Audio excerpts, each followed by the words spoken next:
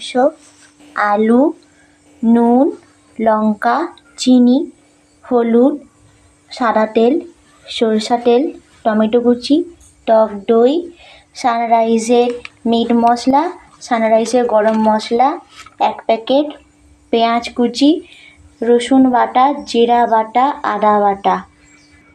আমি এবার চিকেনটাকে ম্যারিনেট করে নেব।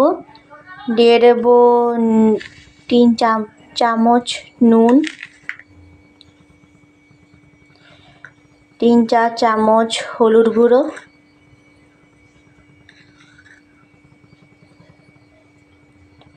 2 চা চামচ লঙ্কা গুঁড়ো,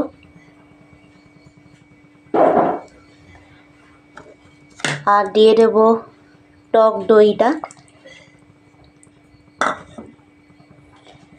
এবার দিয়ে দেব 4 চা চামচ সরষার তেল,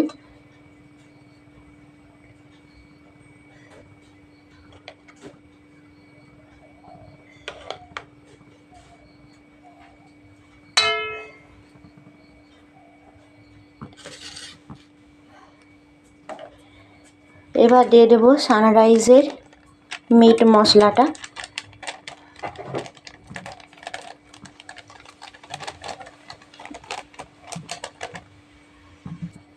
এবার দিয়ে দেব আদা বাটা,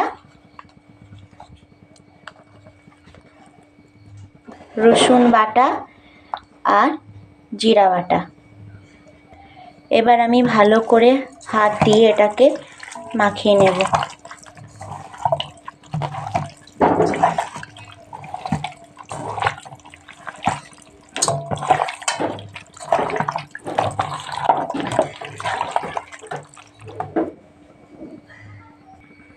দেখো বন্ধুরা, চিকেনটা ম্যারিনেট করা হয়ে গেছে। এখানে আমি মিডিয়াম ফ্লেমে কড়াই বসিয়ে দিয়েছি। কড়াই গরম হয়ে গেছে। এবার দিয়ে দেব 3 চা চামচ সাদা তেল। তেল গরম হয়ে গেলে আলুগুলো দিয়ে ভেজে নেব।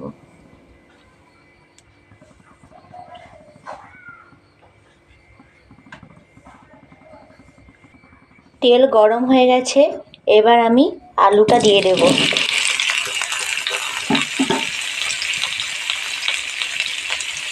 দেব অল্প করে নুন আর দিয়ে দেব অল্প করে হলুদ। এবার একটু গরম মশলা দিয়ে দেব। গরম মশলা দিলে কি হয়, মাংসের কালারটা খুব ভালো এসে যায়।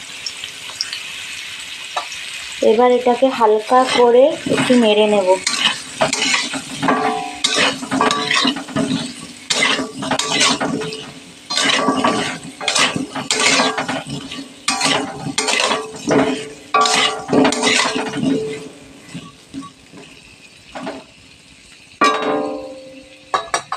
আলুগুলো হালকা করে ভেজে নিয়ে আমি নামিয়ে নেব।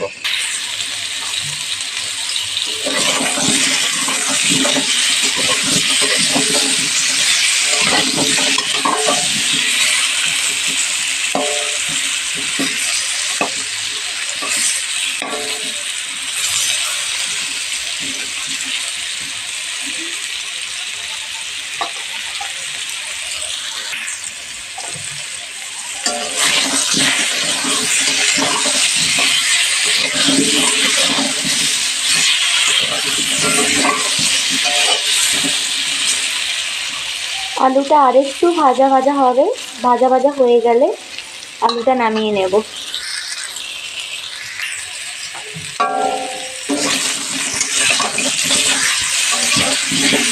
আলুটা ভাজা হয়ে গেছে।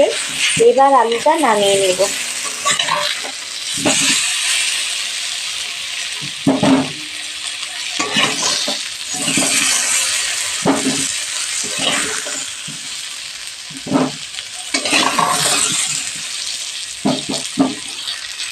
আলুটা ভেজে আমি নামিয়ে নিয়েছি।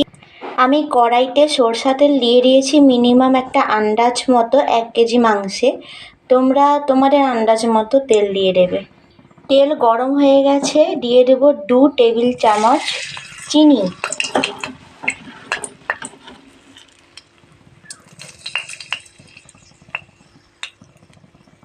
চিনিটা গলতে শুরু করে দিয়েছে। এবার আমি দিয়ে দেব একটুখানি হলুদ দিলে যখন আমি পেঁয়াজটা দেবো তখন আর তেলটা ঠেকরাবে না। এবার আমি দিয়ে দেবো একটু গরম মশলা, দিলে কালারটা ভালো চলে আসবে। চিনি গলে গেছে, এবার আমি দিয়ে দেবো পেঁয়াজ কুচি।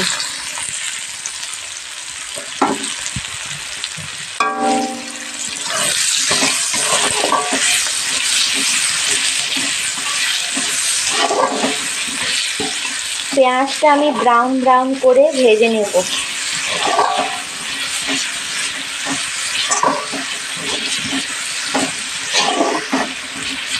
তেলে হলুদ দেওয়া ছিল বলে তেলটা কিন্তু থেতরায়নি।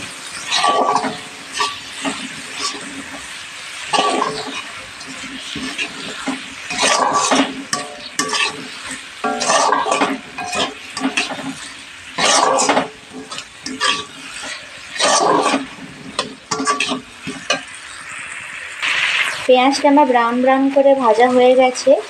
এবার আমি দিয়ে দেবো টমেটো কুচি।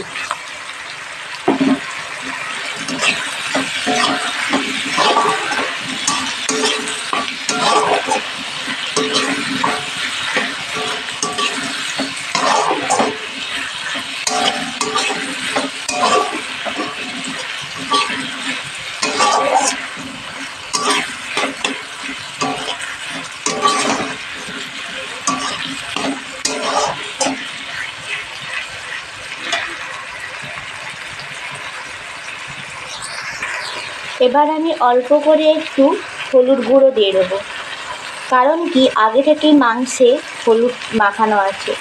আর অল্প করে নুন দেব, নুনটাও মাংসে ম্যারিনেট করা আছে, তাই অল্প করেই দিলাম।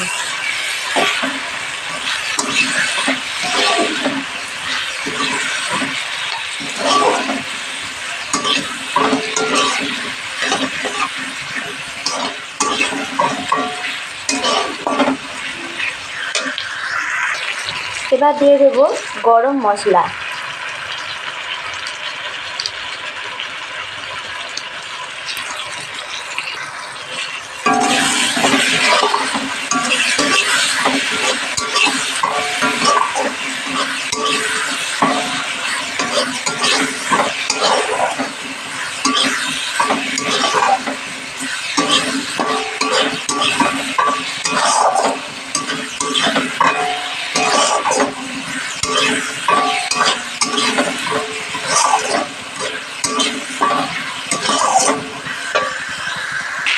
দেখো আমার মশলা কষা হয়ে গেছে, আমার মশলা থেকে তেল বেরিয়ে গেছে, তার মানে আমার মশলা কষা হয়ে গেছে।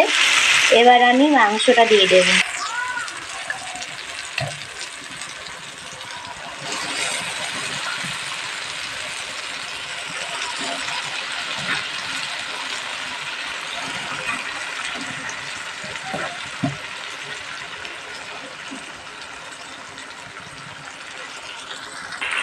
এবার আমি ভালো করে কষতে থাকবো মাংসটাকে।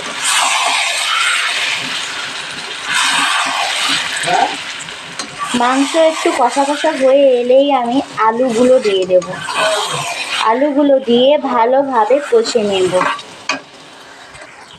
এবার আমি আলুটা দিয়ে ভালো করে কষিয়ে নেব। আমি আলু দিয়ে ভালো করে কষিয়ে নিচ্ছি। ভালো করে কষে যখন তেল বেরিয়ে যাবে তখন আমি জল দিয়ে একটু ফুটিয়ে নেব।